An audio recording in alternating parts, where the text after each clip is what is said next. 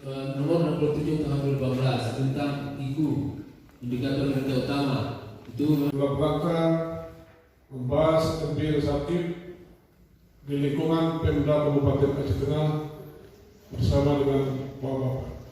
Kami mengharapkan nanti ada masukan dan rekomendasi dari tim evaluasi terhadap pemerintah pelaksanaan pemerintah di Kabupaten Aceh Tengah ini. Melalui review telah kami penuhi beberapa opini yang ada pada pihak Kemenpan RB sesuai dengan Pergub nomor 22 tahun 2020 tentang FPJMK Aceh Tengah. Bapak Ibu, selamat siang. Yang terhormat Bapak Bupati, Bapak Sekda, Pak Sekda, Bapak Kepala Bapeda dan seluruh jajaran yang hadir hari ini. Terima kasih. Organisasi yang bersama. Pertama yang kami jawab artinya